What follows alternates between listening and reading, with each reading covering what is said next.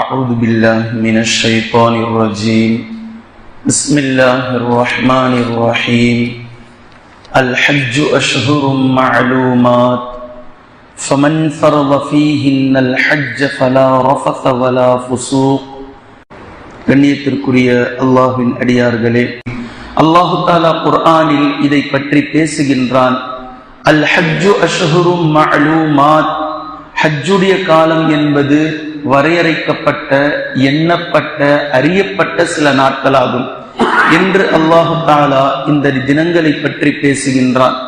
அதே போன்று சூரத்துல் ஹஜ்ஜிலே நீங்கள் பார்க்கலாம், வயதுகுரு ஸ்மல்லாஹி ஃபீ அய்யாமின் மஅலூமாத், அறியப்பட்ட, எண்ணப்பட்ட சில தினங்களில் அல்லாஹ்வை அவர்கள் நினைவு கூறுவார்கள் என்று ஹஜ்ஜை பற்றி அல்லாஹு தஆலா குறிப்பிடுகின்றான். அதே போன்று இப்ராஹிம் அலைஹிஸ்ஸலாம் அவர்களிடத்தில், இப்ராஹிம் நீங்கள் மக்களை ஹஜ்ஜுக்காக அழையுங்கள் என்று இப்ராஹிம் அலைஹிஸ்ஸலாம் அவர்கள் ஹாஜிகளை அழைப்பு விடுத்திருப்பதை அல்லாஹு தஆலா குர்ஆனில் கூறுகின்றான். அதே போன்று சூரத்துல் ஃபஜ்ரிலே நீங்கள் பார்க்கலாம், வலயாலின் அஷ்ர், இந்த 10 தினங்களின் மீது சத்தியமாக என்று அல்லாஹு தஆலா குறிப்பிட்டு சத்தியம் செய்கின்றான். இந்த 10 தினங்களின் மீது இப்படி குர்ஆனுடைய பல வசனங்கள், பல இடத்தில் ஹதீஸுடைய பல கருத்துக்கள் இந்த 10 தினங்களை பற்றி அல்லாஹும் அல்லாஹுடைய தூதர் ஸல்லல்லாஹு அலைஹி வஸல்லம் அவர்களும் சிறப்பித்து கூறியிருப்பதை நம்மால் புரிந்து கொள்ள முடிகின்றது. அல்லாஹ்வின் தூதர் ஸல்லல்லாஹு அலைஹி வஸல்லம் அவர்கள் கூறினார்கள், மாமின் ஐயாமின் அல் அமலு ஸாலிஹ் ஃபீஹா அஹப்பு இலல்லாஹி மின் ஹாதிஹில் ஐயாம், அல்லாஹ்விடத்தில் ஆகச் சிறந்த அமல்களாக அல்லாஹ்விடத்தில் ஒப்புக்கொள்ளப்படுகின்றது இந்த தினங்களில்தான். இந்த தினங்கள், இந்த 10 தினங்களில் யாரெல்லாம் என்னென்ன அமல்களை செய்கிறார்களோ அல்லாஹ்விடத்தில் அல்லாஹுக்கு அது மிகவும் விருப்பமான அமலாக அது அங்கீகரிக்கப்படுகின்றது, ஒப்புக்கொள்ளப்படுகின்றது என்ற ஹதீஸை இப்னு அப்பாஸ் ரலியல்லாஹு அன்ஹு அவர்கள் அறிவிக்கிறார்கள்.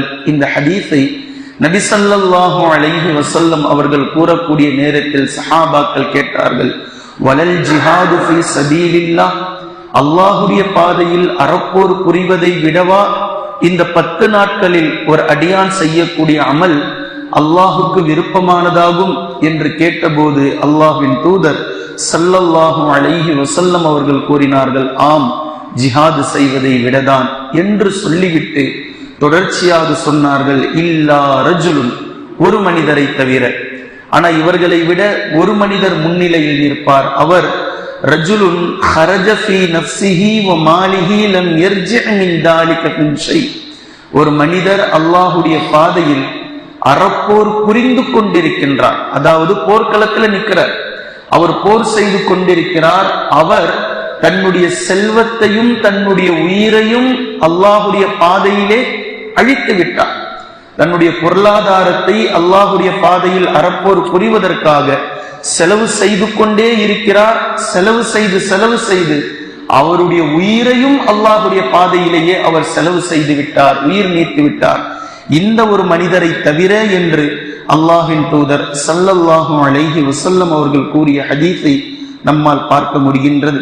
அதே போன்று இந்த 10 நாட்கள் அப்படி என்ன சிறப்பிருக்கின்றது என்று நீங்கள் எடுத்து பார்க்கக்கூடிய நேரத்தில் அல் ஹாஃபிஸ் இமாம் அல் ஹஜ்ருல் அஸ்கலானி ரஹிமஹுல்லாஹ் அவர்கள் குறிப்பிடுகின்றார்கள், இந்த 10 நாட்களில் அல்லாஹு தஆலா எந்தெந்த அமல்களை எல்லாம் முஸ்லிம் சமூகத்தின் மீது ஆக்கி வைத்திருக்கின்றானோ அத்தனை அமல்களையும் செய்ய முடியும்.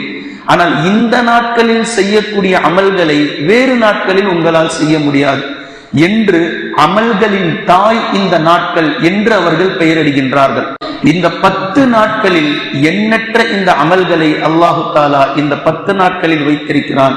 ஆனால் ஹஜ்ஜை நீங்கள் வேறு தினங்களில் செய்ய முடியாது, உத்ஹியாவை நீங்கள் வேறு தினங்களில் செய்ய முடியாது. அது பிறை 10ஆம் நாள் தான், இங்குதான் அதை நீங்கள் எடுத்து வர வேண்டும். இப்படி ஒரு முஸ்லிம், ஒரு முஃமின் நினைக்கக்கூடிய நேரத்தில் ஒட்டுமொத்த அமல்களையும் அல்லாஹு தஆலா இந்த இடத்தில் கொண்டு வந்து சேர்த்து வைத்திருப்பது என்பதை நம்மால் புரிந்து கொள்ள முடிகின்றது. இந்த 10 நாட்களில் 10ஆம் நாள் நாம் நோன்பு வைக்க மாட்டோம், அது ஹராம், தடுக்கப்பட்டது. ஏனைய 9 தினங்களில் 9ஆம் நாள் இன்ஷா அல்லாஹ் நாம் நோன்பு நோற்போம். ஹஜ்ஜுக்கு செல்லவில்லையானால் அது அரஃபாவுடைய நோன்பு. மீதமுள்ள 8 நாட்களில் நோன்பு நோற்கலாமா? தாராளமாக நோற்கலாம். இது உங்களுக்கு நஃபிலான நோன்பாக, இந்த 10 நாட்களுடைய சிறப்பில் நீங்கள் நோன்ற நோட்பாக அது உங்களுக்கு அல்லாஹ்விடத்தில் அங்கீகரிக்கப்படும். இந்த 8 நாட்களும் நீங்கள் விரும்பினால் பிறை 1 முதல் பிறை 8 வரைக்கும் தாராளமாக நீங்கள் நோன்பு நோக்கலாம். நஃபிலான நோன்பினுடைய அமலும் உங்களுக்கு கிடைத்துவிடும். சிறப்பான 10 தினங்களில் செய்த அமலுக்கான நன்மையும் உங்களுக்கு கிடைத்துவிடும். ஹப்ஸா ரலியல்லாஹு அன்ஹா அவர்கள் அறிவிக்கிறார்கள், லம் யதா ரசூலுல்லாஹி ஸல்லல்லாஹு அலைஹி வஸல்லம் சியாமா திஸ்இ ஃபில் ஹிஜ்ஜா, துல்ஹிஜ்ஜாவினுடைய 9 நாட்களிலும் நபி ஸல்லல்லாஹு அலைஹி வஸல்லம் அவர்கள் நோன்பு நோற்காமல் இருந்ததில்லை என்று அல்லாஹ்வின் தூதர் ஸல்லல்லாஹு அலைஹி வஸல்லம் அவர்களுடைய துணைவியார் மனைவி நம்முடைய தாய் உம்முல் முஃமினீன் ஹப்ஸா ரலியல்லாஹு அன்ஹா அவர்கள் அறிவிப்பதை நம்மால் பார்க்க முடிகின்றது. ரமலானுடைய 10 இரவுகள், 3வது 10 இரவுகள் வருடத்தினுடைய ஒட்டுமொத்த இரவுகளிலும் சிறந்த இரவுகளாகும் ரமலானுடைய 10 இரவுகள். அதே நேரத்தில் வருடத்தினுடைய பகல்களில் சிறந்த பகல்கள் துல்ஹிஜ்ஜாவினுடைய இந்த முதல் 10கள் தான் வருடத்திலேயே சிறந்த பகல்கள் என்று அவர்கள் கருத்து கூறுவதை நம்மால் புரிந்து கொள்ள முடிகின்றது. எது எப்படி இருந்தாலும் நம்மால் ஒரு விஷயத்தை புரிந்து கொள்ள முடிகின்றது. ஆதி காலத்தினுடைய மனிதர்களுக்கு அல்லாஹு தாலா ஆயுள்களை நீட்டாக கொடுத்திருந்தான், நீட்டி வழங்கியிருந்தான். அவர்கள் 100-150 வருடங்களுக்கு மேலாக சாதாரணமாக சர்வசாதாரணமாக வாழ்ந்ததை நாம் பார்க்கின்றோம். நூஹ் அலைஹிஸ்ஸலாம் அவர்களுடைய வயதை அல்லாஹ் குர்ஆனில் குறிப்பிடுகின்றான். 950 ஆண்டுகள் என்று குர்ஆன் பேசுகின்றது. இப்படி ஆதி காலத்து மனிதர்களுக்கும் நபிமார்களுக்கும் நீண்ட ஆயுளை கொடுத்திருந்தான். நம்முடைய சமூகத்துடைய ஆயுள் காலத்தை அல்லாஹு தாலா 60ற்கும் 70ற்கும் மத்தியில் வைத்திருக்கின்றான் என்று அல்லாஹ்வின் தூதர் ஸல்லல்லாஹு அலைஹி வஸல்லம் அவர்கள் கூறியிருக்கிறார்கள். ஆனால் இந்த சமூகத்தின் மீது அல்லாஹு தாலா செய்திருக்கக்கூடிய அளப்பெரிய கிருபை கருணைதான் எண்ணற்ற இது போன்ற சிறப்பான தினங்களை நம்முடைய வாழ்வில் கொண்டு வந்திருப்பது. நீங்கள் இந்த தினங்களில் அமல் செய்தால் சாதாரண தினங்களில் உங்களுக்கு கிடைக்கப் பெறும் நன்மைகளை விட ஏராளமான நன்மைகளை நீங்கள் அடைந்து கொள்வீர்கள் என்று ரமலானை அல்லாஹ் கொண்டு வந்திருக்கின்றான். ரமலான் முடிந்தது, மீண்டும் அல்லாஹ் நம் மீது கருணை புரிகின்றான். 1.5 மாதத்தில் எல்லாம் துல்ஹஜ் மாதத்தை அல்லாஹ் நம் மீது கொண்டு வந்து மீண்டும் உங்களுக்கான ஒரு சிறப்பிற்குரிய தினங்களாக நான் கொண்டு வந்திருக்கிறேன். 10 நாட்கள் இந்த மாதத்திலே சிறப்பிருக்கின்றது. தக்பீரை கூறுங்கள், அல்லாஹ்வை புகழுங்கள், உங்களுடைய பலிப்பிராணி இடத்தில் நெருங்குங்கள், அதன் மீது நீங்கள் அக்கறை காட்டுங்கள், அதன் மீது உங்களுடைய உணர்வை நீங்கள் செலுத்துங்கள். அமல்களுக்கு மேல் அமல்கள், அமல்களுக்கு மேல் அமல்கள் அல்லாஹு தஆலா சிறந்த தினங்களாக ஆக்கி தந்திருக்கின்றான். இது அல்லாஹ்வின் புறத்திலிருந்து நமக்கு கொடுக்கப்பட்டிருக்கக்கூடிய மிகப்பெரிய பாக்கியம். பொதுவாக ஒவ்வொரு மனிதர்களும் அல்லாஹ்வை நேசிக்கிறார்கள். அல்லாஹ்வை நான் இப்படி நேசிக்கின்றேன், அப்படி நேசிக்கின்றேன் என்று கூறுகிறார்கள். ஆனால் இப்ராஹிம் அலைஹிஸ்ஸலாம் அவர்களை அல்லாஹ் முன்னுதாரணமாக்கி இருக்கின்றான், உயர்மட்ட முன்னுதாரணமாக்கி இருக்கின்றான். ஒரு அடியார் என்னை நேசித்தார், அவர்களுடைய மனைவியும் என்னை நேசித்தார்கள், அவர்களுடைய மகனும் என்னை நேசித்தார், அந்த குடும்பமே என்னை நேசித்தது, நான் பதிலுக்கு அவர்களை நேசித்தேன். அவர்களுடைய விசுவாசம் எவ்வளவு உண்மையானது என்றால் நான் அதைவிட பன்மடங்கு அவர்களின் மீது நேசம் செலுத்தினேன். அதனுடைய இம்பாக்ட் எப்படி இருக்கும் என்று உங்களுக்கு தெரியுமா? இந்த உலகத்திற்கு அல்லாஹ் சொல்ல விரும்புகின்றான், படைத்த ரப்புல் ஆலமீன் ஒரு குடும்பத்தின் மீதோ, ஒரு மனிதரின் மீதோ, ஒரு தாயின் மீதோ, ஒரு குழந்தையின் மீதோ அல்லாஹ் நேசம் வைத்து விட்டால், அல்லாஹ் பாசம் காட்டிவிட்டால் அதனுடைய வெளிப்பாடு, அதனுடைய கடைசி தன்மை எப்படி இருக்கும் என்பதனுடைய அடையாளம்தான் உலகம் முழுக்க இன்று லட்சக்கணக்கான மக்கள் ஹஜ்ஜுக்காக லப்பைக் அல்லாஹும்ம லப்பைக் என்று இப்ராஹிம் அலைஹிஸ்ஸலாம் அவர்களுடைய அழைப்பை ஏற்று ஹஜ்ஜுக்காக அவர்கள் புனர் நிர்மாணம் செய்த அந்த கட்டடத்தில் குவிந்து கொண்டு இருப்பதும், அந்த தண்ணீரை கேனாக கொண்டு வந்து வீட்டில் சேமித்து வைப்பதும், அங்கு இருக்கக்கூடிய பொருட்களின் மீது மக்களுக்கு ஈர்ப்பு ஏற்படுவதும், இவை யாவுமே அல்லாஹ் அந்த ஒரு குடும்பத்தின் மீது செய்த அருள் என்பதை நமக்கு காட்டுகின்றது. நபி ஸல்லல்லாஹு அலைஹி வஸல்லம் அவர்களின் மீதும் அவர்களுடைய குடும்பத்தார்களின் மீதும் அல்லாஹ் எவ்வளவு பரக்கத்து செய்ய வேண்டும் என்று யாருக்கும் சொல்ல தெரியாது. நபி ஸல்லல்லாஹு அலைஹி வஸல்லம் அவர்கள் நமக்கு கற்றுத் தந்திருக்கிறார்கள்.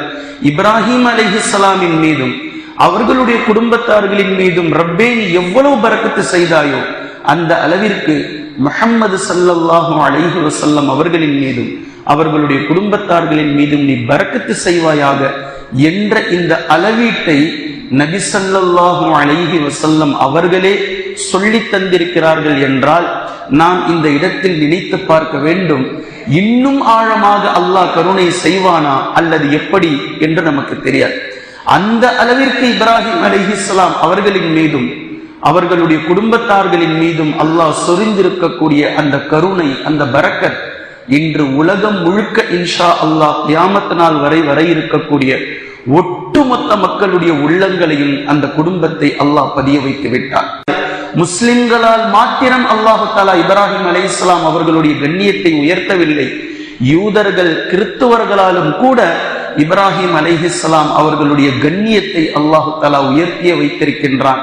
கண்ணியத்திற்குரிய அல்லாஹ்வின் அடியார்களே, ஹஜ்ஜுக்காக செல்லக்கூடிய ஒவ்வொரு நபர்களும் ஜம்சம் தண்ணீரை கொண்டு வருகிறார்கள், ஜம்சம் நீரை பற்றி பேசுகிறார்கள். அந்த தண்ணீர் எவ்வளவு தூய்மையானதோ, எவ்வளவு வெண்மையானதோ, அந்த தண்ணீர் எவ்வளவு சத்து வாய்ந்ததோ, இந்த தண்ணீரை விட தூய்மையானதாக இருந்தது இந்த தண்ணீர் யாருக்காக அல்லாஹ் கொண்டு வந்தானோ அந்த தாய் மகனுடைய ஈமான் வெண்மையானதாக இருந்தது. அவ்விருவர்களுடைய தக்வா இன்னும் தூய்மையானதாக இருந்தது இந்த தண்ணீரை விட. அவ்விருவர்களுக்காக வரப்பட்ட இந்த தண்ணீர் அவர்களுடைய இறையச்சம், தவக்குள் எந்த அளவிற்கு அல்லாஹ்விடத்தில் அவர்கள் உருகி கொண்டிருந்தார்களோ, அல்லாஹ்விடத்தில் நெருக்கமானவர்களாக இருந்தார்களோ, அவர்களுடைய ஈமானையும் தக்வாவையும் தவக்குலையும் இஹ்சானையும், ஒரு முஸ்லிம் இப்படித்தான் வாழ வேண்டும், அல்லாஹ்வை சார்ந்து இருக்க வேண்டும், இந்த உலகத்தை ஒட்டுமொத்தமாக தூக்கி எறிந்துவிட்டு அல்லாஹ்வை சார்ந்து வாழ்வது எப்படி என்று ஜம்சம் தண்ணீரை நீங்கள் கண்ணாடியாக வைத்து பார்த்தால் அதில் உங்களுக்கு புலப்படுவார்கள் இப்ராஹிம் அலைஹிஸ்ஸலாம் அவர்களுடைய ஈமான், இஸ்மாயில் அலைஹிஸ்ஸலாம் அவர்களுடைய தக்வா, சாரா அதே போன்ற ஹாஜர் அலைஹிமஸ்ஸலாத்து வஸ்ஸலாம் அவர்களுடைய தியாகங்கள் இந்த தண்ணீரிலே கண்ணாடி போன்று உங்களுக்கு தெரிந்து கொண்டே இருக்கும். கியாமத் நாளையில் இரண்டாம் சூர் ஊதப்பட்டு ஒட்டுமொத்த மக்களையும் அல்லாஹு தஆலா எழுப்பக்கூடிய நேரத்தில் எல்லா மனிதர்களும் நிர்வாணிகளாக இருப்பார்கள், ஆடை அணியாதவர்களாக. எப்படி பிறக்கும் போது அல்லாஹு தஆலா படைத்தானோ இந்த நிலையில்தான் ஒட்டுமொத்த உலகமும் இருக்கும். இந்த நேரத்தில் அல்லாஹ்வினால் முதலாக ஆடை அணிவிக்கப்படுபவராக இப்ராஹிம் அலைஹிஸ்ஸலாம் அவர்கள் இருப்பார்கள் என்பதை அல்லாஹ்வின் தூதர் ஸல்லல்லாஹு அலைஹி வஸல்லம் அவர்கள் கூறியிருக்கக்கூடிய ஹதீஸை நாம் பார்க்கின்றோம். இப்ராஹிம் அலைஹிஸ்ஸலாம் அவர்களுடைய தேர்வு மறுமையாக இருந்தது. அல்லாஹ்வின் பக்கம் செல்வது எப்படி என்று இருந்தது, தன்னுடைய குடும்பத்தார்களையும் தன் வழியில் செலுத்துவது எப்படி என்று இருந்தது, தன் மனைவியையும் தன் மகனையும் தன்னுடைய ஈமானின் அடிப்படையிலேயே வழிநடத்துவது எப்படி என்றுதான் இருந்தது. இது இப்ராஹிம் அலைஹிஸ்ஸலாம் அவர்களுடைய குடும்பமாக இருந்தது. இப்ராஹிம் அலைஹிஸ்ஸலாம் அவர்களுக்கு அல்லாஹு தஆலா சொரிந்த அருள், அவர்களுடைய மகனை அல்லாஹ் நபியாக ஆக்கினான். இன்னொரு மனைவியின் மூலம் பிறந்த மகனை அவர்களையும் அல்லாஹ் நபியாக ஆக்கினான். அவர்களுக்கு பிறந்த மகனை அல்லாஹு தஆலா மீண்டும் நபியாக ஆக்கினான். அவர்களுக்கு பிறந்த மகனை மீண்டும் அல்லாஹு தஆலா நபியாக ஆக்கினான். அல்லாஹ்வின் தூதர் ஸல்லல்லாஹு அலைஹி வஸல்லம் அவர்கள் கூறினார்கள், இந்த உலகத்திலேயே ஆகச் சிறந்த குடும்பம், வம்சாவழி சங்கையானவருடைய மகன் சங்கையானவர், சங்கையானவருடைய மகன் சங்கையானவர், சங்கையானவருடைய மகன் சங்கையானவர், அவருடைய மகனும் சங்கையானவர் என்று 4 தலைமுறைகளும் நபிமார்களை கொண்டு அல்லாஹு தஆலா அலங்கரித்த ஒரே குடும்பம் இப்ராஹிம் அலைஹிஸ்ஸலாம் அவர்களுடைய குடும்பம் என்ற இந்த சிறப்பை அல்லாஹு தஆலா அந்த குடும்பத்திற்கு தந்திருக்கின்றான். இதனுடைய ஒட்டுமொத்த நோக்கம், காரணம், அல்லாஹ் இந்த உலகத்திற்கு பறைசாற்ற விரும்புகின்றான். நீங்கள் என் பக்கம் நெருங்கும் போது, இறையச்சத்தோடும் ஈமானோடும் என் பக்கம் நீங்கள் அடியெடுத்து வரும்போது, இந்த உலகம் பல சோதனைகளால் சூழப்பட்டிருக்கின்றது. இந்த உலகத்தை நீங்கள் துறக்க நேரிடலாம், இந்த உலகத்திற்குள் பல இடர்கள் வரலாம், பல பிரச்சனைகள் வரலாம். எல்லாவற்றையும் தூக்கி எறிந்து என் பக்கம் நீங்கள் நெருங்க முயலுங்கள். இப்ராஹிமை போன்று அலைஹிஸ்ஸலாத்து வஸ்ஸலாம் அவர்களுடைய குடும்பத்தார்களை போன்று அவர்களின் மீது சாந்தி உண்டாகட்டும், இப்படி நீங்கள் நெருங்குங்கள். ஒரு கட்டத்தில் உங்களுடைய ஈமானை, தக்வாவை, இஹ்சானை, தவக்குலை நான் பொருந்திக் கொண்டதற்கு பின்னால் உங்களின் மீது என்னுடைய அருள் இப்படி இருக்கும். அதற்கு சான்றுதான் இப்ராஹிம் அலைஹிஸ்ஸலாம் அவர்களும் அவர்களுடைய குடும்பத்தார்களும் என் பக்கம் நீங்கள் நெருங்கி வந்து நான் உங்களை நேசித்து விட்டால் உங்களையும் இப்படித்தான் இம்மையிலும் மறுமையிலும் நான் கண்ணியத்திற்கு மேல் கண்ணியப்படுத்திக் கொண்டே இருப்பேன் என்பதற்கான சான்றாக அல்லாஹு தஆலா இப்ராஹிம் அலைஹிஸ்ஸலாம் அவர்களுடைய குடும்பத்தை நமக்கு காட்டியிருக்கின்றோம். நபி ஸல்லல்லாஹு அலைஹி வஸல்லம் அவர்கள் பிறப்பதற்கு முன்னால் நடந்த ஒரு சம்பவம். அந்த சம்பவத்தை நபி அவர்கள் பிறந்ததற்கு பின்னால், நபியாக ஆனதற்கு பின்னால் அதை அல்லாஹு தஆலா குர்ஆனில் கொண்டு வந்து கூறுகின்றான். நாம் தான் இவ்வாறு செய்தோம். அலம் தர, நபியே நீங்கள் பார்க்கவில்லையா? நபியே நீங்கள் கவனிக்கவில்லையா? நபியே நீங்கள் கேள்விப்படவில்லையா? கைஃப ஃபஅல ரப்புக பி அஸ்ஹாபில் ஃபீல், உங்களுடைய ரப் யானைப்படை வாசிகளை என்ன செய்தான் என்பதை நீங்கள் கேள்விப்படவில்லையா? இந்த செய்தி உங்களுக்கு வந்ததுதானே? நீங்கள் பிறப்பதற்கு முன்னால் நடந்த இவ்வளவு பெரிய நிகழ்வு எப்படியாவது யார் மூலமாவது நீங்கள் கேள்விப்பட்டிருப்பீர்களே. இப்போ உண்மையான நோக்கம் நபி அவர்களுக்கு இந்த செய்தியை சொல்வதல்ல. இந்த செய்தியை நபி ஸல்லல்லாஹு அலைஹி வஸல்லம் அவர்கள் புரிய வேண்டும் என்ற எந்த நிர்பந்தமும் இல்லை. நபி அவர்கள் நபியாக இருக்கிறார்கள். இப்ப என்ன சொல்ல வர அல்லாஹு தஆலா தொடர்ச்சியாக அந்த சம்பவத்தை பேசுகின்றான். அலம் யஜஅல் கைதஹும் ஃபீ தத்லீல், அவர்களுடைய சூழ்ச்சிகளை அல்லாஹு தஆலா ஒட்டுமொத்தமாக முறியடித்து விட்டான். அவர்களுக்கென்று ஒரு சூழ்ச்சி இருந்தது. அவர்கள் படையெடுத்ததற்கு பின்னால் ஒரு நோக்கம் இருந்தது. கஅபாவை இடிக்க வேண்டும் என்பது அவர்களுடைய நோக்கமும் அல்ல. பின்பு என்ன இருந்தது அவர்களுக்கு நோக்கம்? அவர்கள் தங்களுடைய நாடுகளிலே வியாபாரத்தை அதிகரிக்க வேண்டும் என்று நினைத்தார்கள். ஆனால் வியாபாரம் மக்காவில் கொடிக்கட்டி பறந்தது. இதற்கு மையமாக இருந்தது கஅபா என்ற கட்டடம் தான். ஹஜ்ஜுக்காக வருபவர்கள், கஅபாவை எந்நேரமும் உம்ரா செய்வதற்காக வருபவர்கள், மற்ற நேரங்களில் கஅபாவை புண்ணிய தலமாக எடுத்துக்கொண்டு வருபவர்கள், ஒட்டுமொத்த மக்களும் இங்கு வந்ததினால் வியாபாரம் கொடிக்கட்டி கஅபாவிற்குள் பறந்து கொண்டு இருந்தது. கஅபாவும் அவர்களிடத்தில் இருக்கின்றது, வியாபாரமும் அவர்களிடத்தில் இருந்தது என்ற பொறாமை எண்ணம், காழ்ப்புணர்வு ஆப்ரஹாவை தூங்க விடவில்லை. இப்ப இவன் மையமாக நினைத்தது, கஅபாவை இடித்து விட்டால் ஒட்டுமொத்த மக்களையும் நம் பக்கம் திருப்பி விடலாம், நாம் ஒரு வியாபாரத்தை துவங்கலாம், நாம் இதே போன்று ஒரு கட்டடத்தை கட்டிக்கொள்ளலாம் என்று ஒரு கனவு கண்டான். வியாபாரத்தை எடுப்பதற்காக பொருளாதார ரீதியாக அவன் நினைத்ததுதான் கஅபாவை இடித்து தகர வேண்டும் என்ற ஒரு சூழ்ச்சி. உண்மையில் கஅபாவின் மீது அவனுக்கு பொறாமை இல்லை. ஆனால் இங்கு வரக்கூடிய மக்கள் வியாபார ரீதியாக கஅபாவிற்கு ஒட்டுமொத்தமும் சென்று கொண்டிருக்கின்றது என்று அவன் எண்ணினான். இப்ப இதுதான் அவனுடைய மனதில் இருந்தது. அல்லாஹ் அதை இங்கு வெளிப்படுத்துகின்றான். அலம் யஜஅல் கைதஹும் ஃபீ தத்லீல், அவர்களுடைய சூழ்ச்சிகளை அல்லாஹ் முறியடித்து விட்டான். பின்பு வஅர்ஸல அலைஹிம் தைரன் அபாபீல், எவ்வளோ பெரிய வரலாறு 5 வசனங்களில் அல்லாஹு தஆலா ஒட்டுருக்கமாக பேசி முடித்து விட்டார். அவர்கள் படையெடுத்து கஅபாவை இடித்து விடலாம் என்று வந்த நேரத்தில் ஒரு குறிப்பிட்ட ஹரமுடைய அந்த பகுதிக்கு வரும்போது வஅர்ஸல அலைஹிம் தைரன் அபாபீல், அபாபில் என்று சொல்லக்கூடிய பறவை கூட்டத்தை அல்லாஹ் அவர்களின் மீது அனுப்பினான். தர்மீஹிம் பிஹிஜாரத்தின் மின் சிஜ்ஜீல், சுடப்பட்ட சுடுகற்கள், குட்டி குட்டியாக இருக்கக்கூடிய சுடப்பட்ட கற்களை அது அவர்களின் மீது வீசி எறிந்தது. ஃபஜஅலஹும் கஅஸ்ஃபின் மஅகூல், மாடு மென்று துப்பப்பட்ட வைக்கோல்களை போன்று அவர்கள் ஆகிவிட்டார்கள். அவர்களின் மீது அந்த கற்கள் விழுந்ததும் அந்த சதை அப்படியே விழ ஆரம்பித்தது, எலும்பு தெரிய ஆரம்பித்தது. இப்படி ஒவ்வொரு நபர்களின் மீதும் அந்த கற்கள் எவர்களுடைய உடலின் மீது எங்கு விழுந்ததோ அந்த சதை அப்படியே பித்துக் கொண்டு விழுந்ததை ஒட்டுமொத்த நபர்களும் அன்றைய தினத்தில் பார்த்தார்கள்.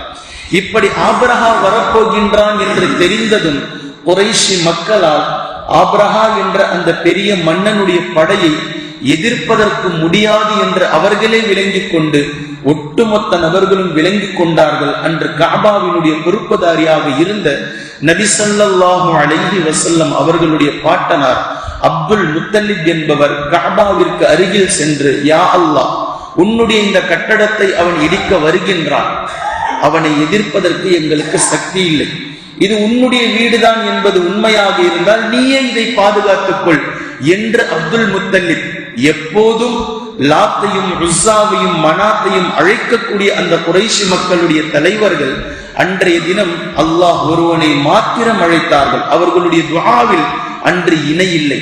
அவர்களுடைய அந்த துஆவில் உண்மை இருந்தது, உருக்கம் இருந்தது. அல்லாஹு தஆலா அபாபில் பறவைகளை அனுப்பி வைத்து தனது கஅபாவை நிலைநிறுத்தி கொண்டான். இது அல்லாஹ்வுடைய கஅபா தான். நீங்கள் துஆ செய்திருந்தாலும் செய்யாமல் இருந்திருந்தாலும் இந்த கட்டடத்தை கியாமத் நாள் வரை வர இருக்கும் மக்களுக்காக அல்லாஹு தஆலா அந்த இடத்தை, அந்த பூமியை அல்லாஹ் சத்தியம் செய்து அதை பாதுகாப்பது தன் பொறுப்பு என்று அல்லாஹு தஆலா தன்னளவில் அதனுடைய பொறுப்பை அல்லாஹ் வைத்திருக்கின்றான்.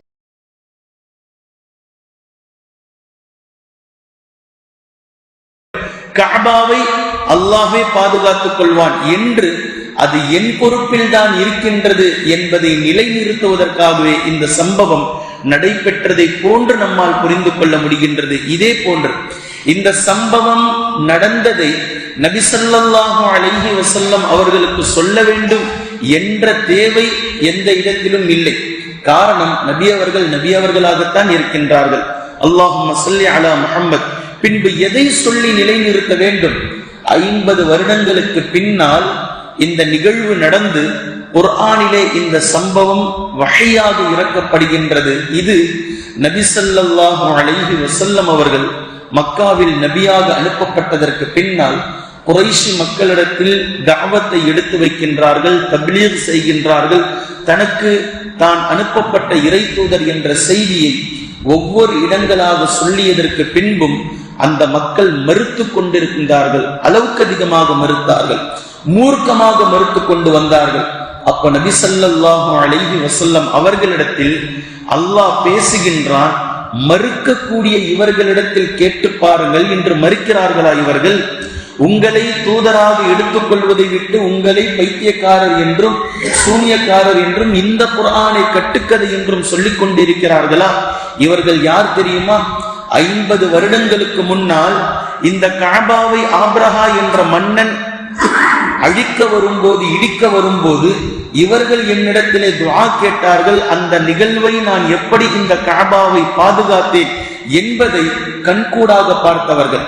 இந்த நிகழ்வு நடக்கும் போது 20 வயதில் இருந்தவர்கள் நபி ஸல்லல்லாஹு அலைஹி வஸல்லம் அவர்களுக்கு 45-50 வயது வரக்கூடிய நேரத்தில் இவர்கள் 70 வயது கொண்டவர்களாக இருந்தார்கள். அதாவது தஅவத்தை 2 முறை நேரில் காண்கிறார்கள். ஒன்று, அல்லாஹ்வின் புறத்திலிருந்து நேரடியாக அபாபில் பறவை அனுப்பி சுடுகற்களை அவர்களின் மீது போடப்பட்ட நிகழ்வை, கஅபாவை அல்லாஹு தஆலா எப்படி பாதுகாத்தான் என்ற அந்த பொறுப்பை, அந்த விஷயத்தை நேரடியாக கண் கொண்டு பார்த்தவர்கள் இவர்கள். இப்போது 50 வருடங்கள் கழித்து மீண்டும் அதே ரப்பு தான் உங்களை நபியாக அனுப்பியிருக்கின்றான், உங்களை கண்கூடாக பார்க்கிறார்கள் இவர்கள் இப்போது உங்களை ஏற்றுக்கொள்ளவில்லை, ஆனால் வேறு யார் ஏற்பார்கள் என்ற அடிப்படையில் அல்லாஹு தஆலா உங்களை ஏற்க மறுக்கும் இவர்கள் இந்த நிகழ்வை கண்கூடாக பார்த்தவர்கள். அவர்களிடத்தில் கேட்டு பாருங்கள், அவர்களிடத்தில் பேசி பாருங்கள். 50 வருடங்கள் கூட ஆகவில்லை, அதற்குள்ளாக அல்லாஹ்வை மறுக்க ஆரம்பித்து விட்டார்கள். அதற்குள்ளாக அல்லாஹ்வினால் அனுப்பப்பட்ட தூதரை ஏளனம் செய்ய ஆரம்பித்து விட்டார்கள். இது அவர்களுக்கு தகுமா என்று, இது உண்மையில் குறைஷி குல மக்களை பார்த்து பேசக்கூடிய வசனங்கள். இது 50 வருஷம் தானா ஆச்சு இந்த நிகழ்வு நடந்து. கண்கூடாக பார்த்தீர்களா இல்லையா? கஅபாவை இடிக்க வந்தவனுடைய நிலை என்ன ஆனது? இப்படித்தான் இஸ்லாத்தினுடைய கண்ணியத்தில் நீங்கள் கை வைத்தால், நபி ஸல்லல்லாஹு அலைஹி வஸல்லம் அவர்களுடைய கண்ணியத்தில் நீங்கள் கை வைத்தால், மார்க்கத்தை நீங்கள் மறுத்தால் உங்களுடைய நிலையும் இதுதான் ஆகும். இன்ஷா அல்லாஹ் தொடர்ந்து நாம் அதை பார்க்கலாம். குர்ஆனையும் ஹதீஸையும் தெளிவாக விளங்கக்கூடிய நன்மக்களாகவும் அதை நடைமுறைப்படுத்தக்கூடிய மக்களாகவும் அல்லாஹ் நம்மை ஆக்குவானாக.